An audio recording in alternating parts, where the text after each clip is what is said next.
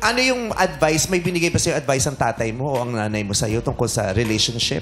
Yes po. Basically, mga sinasabi lang po nila is just like always, always care for the girl and also na when you're in a relationship, syempre, love is there pero kailangan, imbis na hindi lang love and passion, pero kailangan may halo ding respect and care for the person. So, yun po. Yun po talaga yung mga main points na sinasabi nila sa akin. Sa tatlong naging relasyon mo, ikaw nakipag-break doon sa tatlo? Hindi po. Sila? Iniwan ka? Hindi po. Like, more Paano like... ba nag-break yung Gen Zs? Parang mutual po. Mutual. yung- So, sino nag-initiate ng breakup?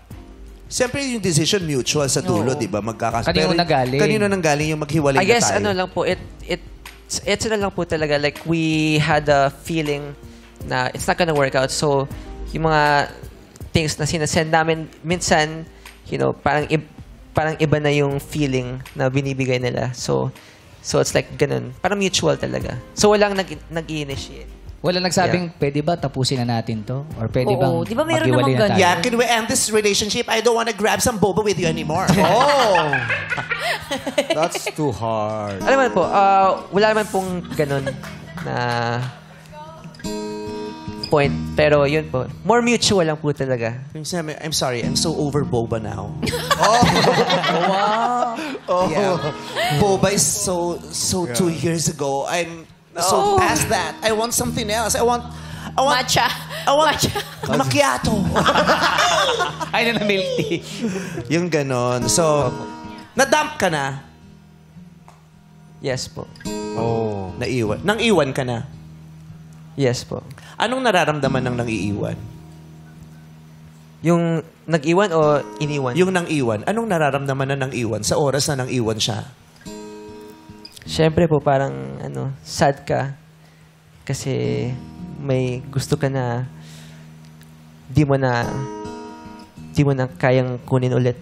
So, parang, yun. But then again, you can always see like yung situation, parang glass half empty or half full. So, I always see it as a lesson na imbes na it's a loss, at least, meron po akong na-pick up na Learning. learning experience para for future relationship. So, parang in a way, nandyan din siya, but in a lesson.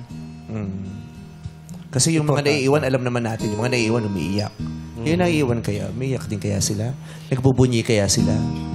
Nakakatulog kaya sila agad na maaga? Kasi yung mga naiiwan, di nakakatulog agad yan eh.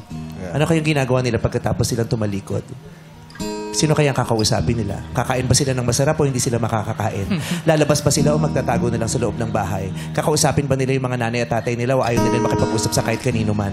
Ano kayang ginagawa nila? Gusto pa ba nilang gumising o ayaw na nilang matulog? Gusto pa ba nilang mabuhay o gusto nilang mawala na lang sa mundong ito? Ano bang ginagawa nila? Ito nga, gusto kong malaman. I-tweet nyo lang. #Showtime Megan Earn. Yung mga nang iwan. Pakilagay lang kung ano yung Ano yung mga activities nyo?